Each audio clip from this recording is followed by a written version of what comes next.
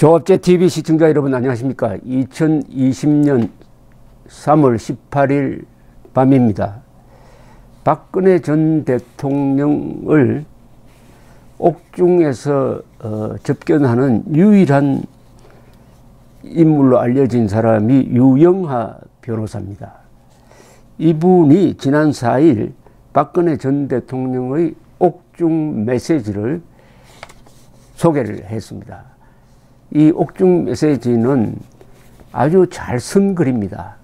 박근혜 전 대통령이 담담하게 누구도 원망하지 않고, 그리고 문재인 정권의 독선을, 무능을 비판을 하면서 이번에는 거대 야당 중심으로 모여야 한다.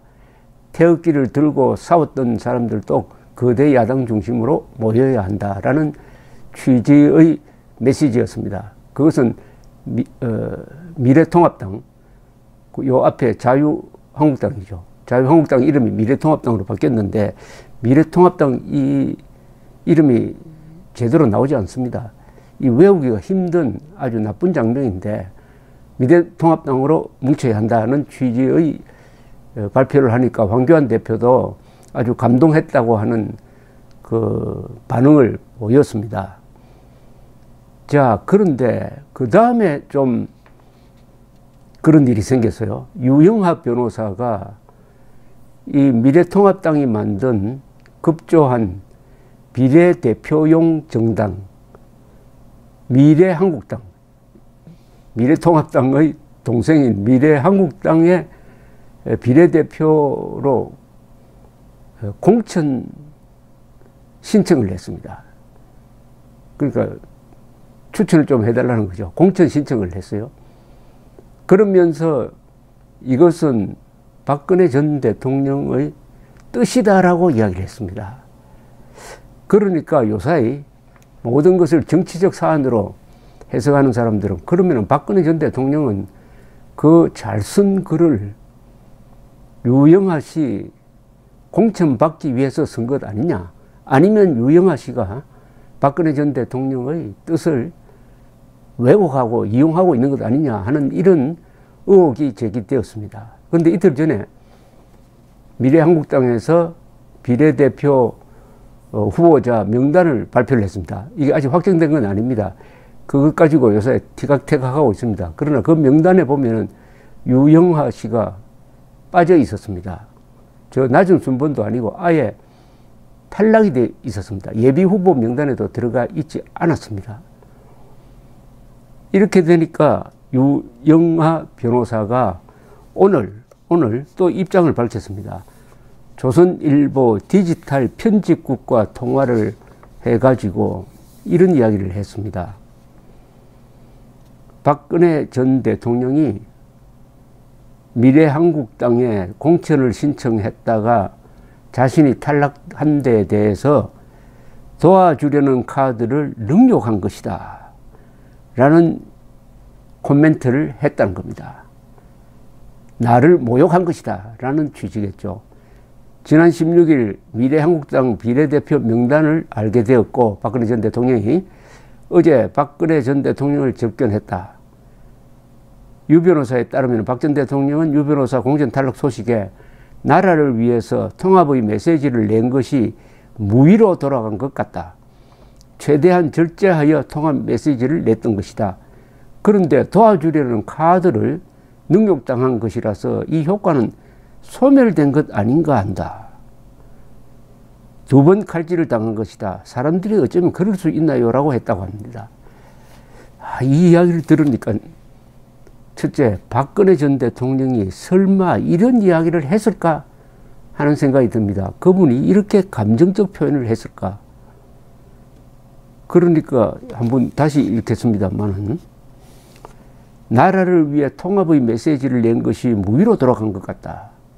왜 무의로 돌아갔느냐? 자신이 아끼는 유영하 씨에게 공천을 주지 않아서 자신이 모처럼 발표한 메시지도 의미가 없게 되었다. 이런 이야기를 할 수 있을까요? 박근혜 전 대통령이, 제가 아는 박근혜 전 대통령이 이렇게 공과 사를 혼돈하는 분은 아니라고 생각을 합니다. 그리고 내가 2번 칼질을 당한 것이다. 사람들이 어쩌면 그럴 수 있나요?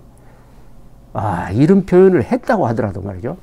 박근혜 전 대통령이 이런 표현을 했다고 하더라도 유영하 변호사가 이렇게 적나라하게 전해버리면은 박근혜 전 대통령은 뭐가 됩니까? 박근혜 전 대통령이 이런 이야기를 했다고 해서 박근혜 전 대통령을 동정하고 박수를 보낸 사람이 있을까요? 아니, 어떻게 이렇게 감정적으로 이야기하나, 이렇게 생각하는 사람 많지 않겠습니까? 그리고 또 이렇게 이야기했네요. 유 변호사는 당시 박 전 대통령의 메시지에 대해서 이렇게 해석을 했더랬습니다. 정치권 인사들이 자기 지분을 노리거나 이익을 위해 대통령 발의는 하지 않았으면 좋겠다는 뜻이다. 그러면 유영하 씨가 하고 있는 이 행동은 박근혜 발의가 아닌가요?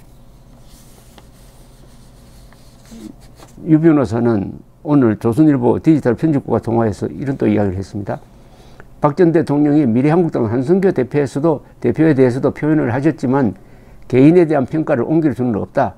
다만 나를 국론 분열 세력이라는 이유로 몰아서 비례대표 공천에서 내친다는 것은 말도 안 된다 생각했다. 공병호 공천관리위원장은 유 변호사의 공천 지원에 대해 부적격 조건을 보면 국론 분열과 개파 부분이 나올 것이다 라고 한 데 대해서 유 변호사는 나를 국론 분열 세력이라고 한다면 공병호 위원장처럼 탄핵을 찬성한 사람들이 국론에 부합한다고 하는 것이 그들의 주장이냐라고 반박을 했습니다. 그러면서 미래한국당 지도부에서 비례대표 명단에 대해서 조정을 논의 중인 것으로 안다. 결과가 나오게 되면 오는 19일 박 전 대통령을 접견해서 다시 이야기를 나누게 될 것 같다. 이어 자신의 거취에 대해서는 조만간 밝힐 것이다. 야, 이거 일일이 박근혜 전 대통령을 만나서 시킨 대로 하겠다. 그러면 이거 박근혜 전 대통령이 유영하 씨를 통해서 대리 정치를 하는 겁니까? 그런데 이 박근혜 전 대통령이 과연 이런 이야기를 했는지 확인할 방법이 없어요. 유영하 씨가 혼자서만 만나서 박근혜 전 대통령의 뜻을 전해주니까 아마 이 뉘앙스로 봐서는 내일 만약 미래한국당에서 유영하 씨 탈락을 확정 지으면은 독자 출마를 할 것 같네요. 무소속으로 출마를 하든지 아니면 정당을 만들든지 하는데 아마도 박근혜 전 대통령을 내세울 것으로 보입니다.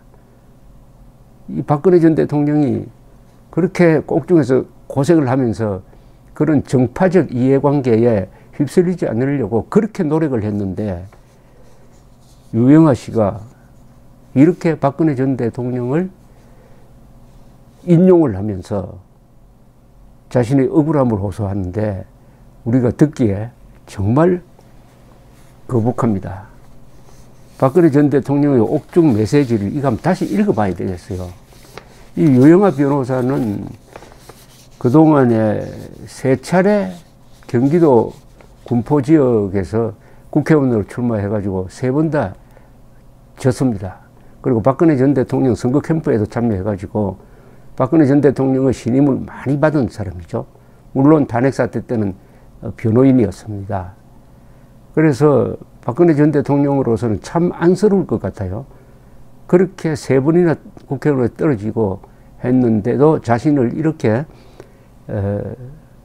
따라주니까 뭔가 해주고 싶은 마음은 저는 있다고 봅니다. 그리고 미래한국당에서 유영하 씨를 공천할 수 있다고 봅니다. 저는 이것은 뭐 정실 관계가 아니고 박근혜 전 대통령에 대한 배려를 미래한국당이 하는 게 옳을 것 같기도 합니다. 그러나 탈락이 됐다고 해가지고 유영하 씨가 박근혜 전 대통령의 말을 빌어가지고 공격을 한다고 하면은 이건 아니죠. 왜냐하면 박근혜 전 대통령이 쓴 글이 너무나 잘 쓴 그림으로 이 글을 읽었을 때 그 감정, 순수해지는 마음, 그게 흥크러지는 것 같아서 아쉽다는 겁니다. 그래서 다시 한번 제가 읽어보겠습니다. 유영하 변호사가 지난 4일 소개한 박근혜 전 대통령의 친필 편지식이었죠. 국민 여러분, 박근혜입니다. 먼저 중국으로부터 유입된 코로나19의 국내 확진 환자가 5,000명을 넘고 30명의 사망자까지 발생했다는 소식을 들었습니다. 특히 대구 경북 지역에서 4,000명이 넘는 확진 환자가 발생했고 앞으로 더 많은 확진자가 발생할 수 있다고 해서 너무 가슴이 아픕니다. 부디 잘 견디어 이겨내시길 바랍니다. 국민 여러분, 저는 2016년 테러를 당한 이후 저의 삶은 이 나라에 바친 것으로 생각합니다. 비록 탄핵과 구속으로 제 정치 여정은 멈췄지만 북한의 핵 위협으로 나라의 미래를 불안전하게 만들 수 있기에 구치소에 있으면서도 걱정이 많았습니다. 많은 분이 무능하고 위선적이며 독선적인 현 집권 세력으로 인해 살기가 점점 더 힘들어졌다고 희망이 보이지 않는다고 호소를 하셨습니다. 이대로 가다간 정말 나라가 잘못되는 것이 아닌가 염려도 있었습니다. 또한 현 정부의 실정을 비판하고 견제해야 할 거대 야당의 무기력한 모습에 울분이 터진다는 목소리들도 많았습니다. 하지만 저의 말 한마디가 또 다른 분열을 가져올 수 있다는 우려에 침묵을 택했습니다. 그렇지만 나라의 장래가 염려돼 태극기를 들고 광장에 모였던 수많은 국민의 한숨과 눈물을 떠올리면 마음이 편하지 않았습니다. 진심으로 송구하고 감사합니다. 국민 여러분, 나라가 전례 없는 위기에 빠져 있고 국민의 삶이 고통을 받고 있는 현실 앞에서 정치적 유불리에 따라 이합집산을 하는 것 같은 거대 야당의 모습에 실망도 했습니다. 하지만 보수의 외연을 확대하기 위한 불가피한 선택으로 받아들였습니다. 나라가 매우 어렵습니다. 서로 간의 차이가 있을 수도 있고 메우기 힘든 간극도 있겠지만 더 나은 대한민국을 위해 기존 거대 야당을 중심으로 태극기를 들었던 여러분 모두가 하나로 힘을 합쳐 주실 것을 호소드립니다. 서로 분열하지 말고 역사와 국민 앞에서 하나된 모습을 보여주시기 바랍니다. 여러분의 애국심이 나라를 다시 일으켜 세울 수 있습니다.